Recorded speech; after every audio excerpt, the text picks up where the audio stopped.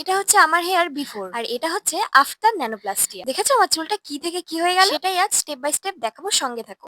গেছি আইকনিক স্যালনে, তো যেটা ল্যাকমি। তো এখন আমরা রিসেপশনে আছি, তো আমি করছি ন্যানোপ্লাস্টিয়া। তো দিদি এখানে বোটক্স, স্মুথনিং, ন্যানোপ্লাস্টিয়া কিরকম কি রেঞ্জ আছে, কতদিন টেকে সেটা বলে দিও। স্ট্রেটনিংটা তোমার পার্মানেন্ট স্ট্রেটিং স্মুথিং হলে ওটা তোমার পার্মানেন্ট, ঠিক আছে। ওটা তোমার স্টার্টিং আছে তোমার 2999 থেকে, আর স্মুথনিং আছে তোমার 3499 থেকে, বোটক্স স্টার্ট আছে তোমার 4599 থেকে, অ্যান্ড ন্যানোপ্লাস্টিয়া তোমার স্টার্ট আছে তোমার 4999 থেকে। Thank you. তো ফার্স্টেই বলি, এটা কিন্তু কোনো প্রমোশনাল ভিডিও নয়। যেহেতু পুজোর সামনে আর আজ হলো তৃতীয়া, তাই আমি চলে গেছিলাম আমার বান্ধবীর সাথে আইকনিক স্যালুনে চুলটাকে ন্যানোপ্লাস্ট করাতে। আর কি ভীষণ রোদ উঠেছে, দেখতেই পাচ্ছ। ফার্স্টে আমার হেয়ার দেখার জন্য কিছুক্ষণ বসিয়ে রেখেছে, আর এই দেখো আমার হেয়ারের অবস্থা কতটাই খারাপ ছিল, আর খুব হেয়ার ফল হচ্ছিল। আর ওরা বললো এই ট্রিটমেন্টটা করালে কিন্তু হেয়ার ফল কমে যাবে। ফার্স্টেই আমার হেয়ারটা কিন্তু ওরা ডাবল ক্লিনজিং করে নিয়েছিল, দুবার কিন্তু শ্যাম্পু করা হয়েছে আমার।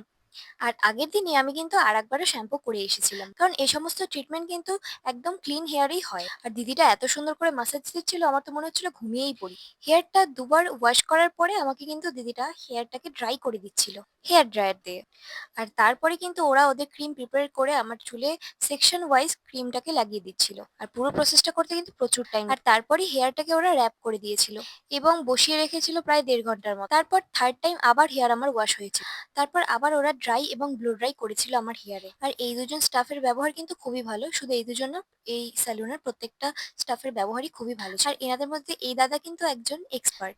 আমি যেহেতু বলেছিলাম এক্সপার্টের থেকে করাবো, তাই ইনিই করাচ্ছিল আমার। আর ওনারা বলেছিল এই ট্রিটমেন্টটা কিন্তু 7 থেকে 8 মাস থাকবে, যদি ভালো করে কেয়ার করা যায়। তাই আমি দাদাদের বলছিলাম, দাদা ভালো করে করো, যেন পরের বার দুর্গাপূজা অবধি থেকে যায়। তারপর কিন্তু আমার চুলটা স্ট্রেটনিং করা হচ্ছিল, মানে আয়রনিং করা হচ্ছিল। আর এই আয়রনিং এ এত টাইম লেগেছিল। আয়রনিং করা মানে এই যে ক্রিমটা ছিল, সেই ক্রিমটা আমার হেয়ারে লক করে দেওয়া। আর জানো তো, এরপরে কিন্তু আমার হেয়ার লেন্থটাও অনেকটা বেড়ে গিয়েছিল। এই ট্রিটমেন্টটা করিয়ে আমার যে এত ভালো লাগছিল। আর এই দেখো ফাইনাল রেজাল্ট কিন্তু তোমাদের চোখের সামনে। আর এটা করার পরে, এই আয়রনিং করার পরে কিন্তু আবার ওরা আমার হেয়ার ওয়াশ করিয়ে দিয়েছিল শ্যাম্পু দিয়ে। হেয়ারটা এতটা বাউন্সি হয়ে গেছিল, এতটা সুন্দর ম্যানেজেবল হয়ে গেছিল, যে এইবার পুজোতে তো আমি খুবই হ্যাপি। কারণ ভালো ড্রেস পরে যদি ম্যানেজেবল হেয়ার না থাকে, তাহলে ঠিক ভালো হয় না। আর আমি তো আমার হেয়ারটাকে বারবার ধুচ্ছিলাম, আমার এত ভালো লাগছে। অ্যাকচুয়ালি আমি ফার্স্ট টাইম করিয়েছি, আমার হেয়ারে কিন্তু আগে থেকে কিছু করানো ছিল না, জাস্ট একবার হেনা করেছিলাম। তাই ওরা আমাকে এই ন্যানোপ্লাস্টিয়াই সাজেস্ট করেছিল। প্রথম থেকে ভেবেছিলাম যদি কোনোদিনও কিছু করি হেয়ারে, এই আইকনিক থেকেই করাবো। তোমাদের অ্যাড্রেসটা বলে দাও। আমাদের অ্যাড্রেসটা হলো সুনীতি রোড, বাটা শোরুম যেটা আছে, বাটা শোরুমের ফার্স্ট ফ্লোরে আইকনিক স্যালন। এখানে এসে কাউকে বলে, আগে আমরা ল্যাকমি ফ্র্যাঞ্চাইজি ছিলাম, তো যে কেউকে জিজ্ঞেস করলে হলো যে আইকনিক স্যালন ল্যাকমি কোথায় আছে, তো দেখিয়ে দেবেন।